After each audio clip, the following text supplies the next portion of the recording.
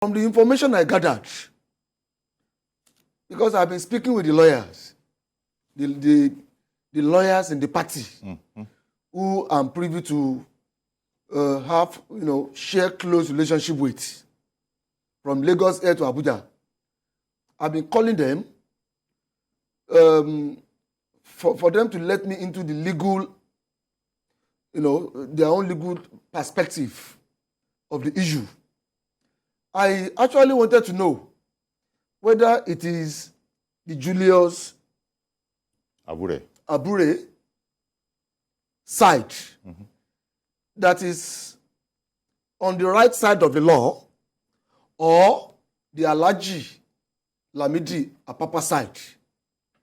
So I've been interested, and I've been making calls, I've been asking questions, I've been educating myself about the issue. And this is what I've been able to gather from my own, from the information bank, that I brought to this place. First of all, let me acknowledge the fact that the embattled national chairman of the party, Barrister Julius Abure, is my boss. He's my boss, in whom I'm well pleased, because he's the one who made me who I am in the Labour Party today. He gave me all the appointments I've held, and it is still assumed that my loyalty, my allegiance, should still be standing with him. Okay. So, I am standing with him. Okay, but when you say he gave you all the appointments you have held, yes, was that democratically done? Because that could also be an issue. Well, according to the constitution of the party, it is there in our party constitution that the national chairman of the party shall have the power to make appointments. Okay. Especially to have special advisors into 6 different offices. So he is entitled to 6 different special advisors. That is his office. And in which I am holding one of those 6 offices. So that settles that. Yeah, but it is legally inclined. Special advisor, you said? Yes. But chairman, to his office. Okay. To his office. Because there's a difference between that office and that of chairman of Labour Party. No, you see, when I was being forcefully asked to step aside as the state chairman of the party, because of the pressure they put on Abure then, he was under pressure to tell me to step aside. So that there could be, according to the way they called it, money for election could come into Lagos. That if I don't go, money for election will not come into Lagos. And because I wanted money for election to come into Lagos, and for the Lagos Labour Party to have access to resources to be able to run the election, the last general election, as a patriotic Nigerian, as a loyal member of the party, as a committed member of the party then, I agreed to step aside. He now said, Salako, you really tried for the party. You did well. I saw your work. I wouldn't have removed you. I wouldn't have asked you to do this. But I am under pressure. But to assure you that I'm still with you, I want you to still continue to work in the party. Okay. To work for the party, to be part of the operations of the party. I will give you a higher appointment by virtue of the power of my office. That was when he now gave me that appointment. He now said, I am going to be working directly with his office. But I'm going to be in charge of how the Lagos State Labour Party was going to be running. So he said... This was after the election? This was before the election. Before the governorship election? That was 1 month. Before the governorship election? 1 month before the election. Because I recall that following the election, you had granted an interview with areas that you were very displeased about, citing some of them as... Yes, I was talking then and operating then as the SA, in my capacity as the leader of the party. By virtue of that appointment, I am the most senior, official of the party. In Lagos. No other person is holding a higher appointment than me in the party. In the party in Lagos State. Yeah. So that also makes me a national official, a national official of the party in a way.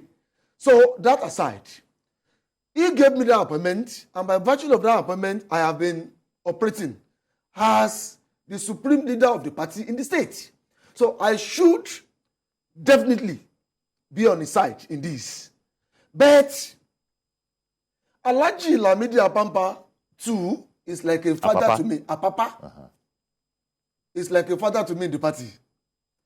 I share personal relationship with him. I know him too well. He is not a mole. He is about the most respected elder and the most senior, the highest ranking official of the party, next to the embattled national chairman of the party, Julius Abure. After Julius Abure, in order of hierarchy in the party, is Alhaji Lamidi Apapa, because Alhaji is his deputy, direct first deputy chairman, national chairman of the party. So what Alhaji Lamidi is claiming now, what Alhaji Lamidi's side is claiming now is that, according to the constitution of the party, once the national chairman of the party cannot perform his function as the chairman of the party under any reason, under whatever any reason, constitutionally, the constitution of the party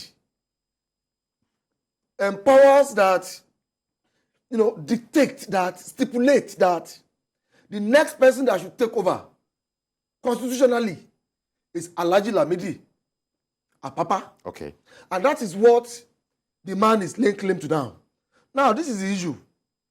I know all these my guys very well. All of them used to be very close, operationally close, fused. From Comrade Abayomi Arabambi, who is supposed to be the National Publicity Secretary, to the National Legal Advisor of the party, Akingbade, to Alhaji Apapa himself, to Clement Ojukwu, the embattled national organizing secretary of the party, to Oluchi Opara, the national treasurer of the party. I know all of them. They used to work together. They used to be together. But what actually caused their issue, to the extent that they have to be dragging themselves to the courts for power tussle supremacy, in the national leadership of the party now, is what beats me olo. Okay. But the issue is this. I have an idea of what caused it, but it is an internal information of the party, which I cannot sit down here on the live television and be sharing with the public. But the fact of the matter is, what caused their issue, to me, is something they would have handled with that spirit and letter of true understanding, communication, and reconciliation. And let me tell you this, sir. Until Labour Party's culture of operation, I operated the Labour Party at a substantial level. And I know that one of the things, the attributes that Labour Party as a social institution lacks is ability to reconcile, to quickly call for reconciliation when it is necessary, to reach out to aggrieved members, set up a reconciliation committee, bring everybody together, let everybody hear his view, hear from both sides, and make it a closed-door reconciliatory achievement. That is one thing that I see that is still lacking and lagging in the culture of operation of the Labour Party system in Nigeria.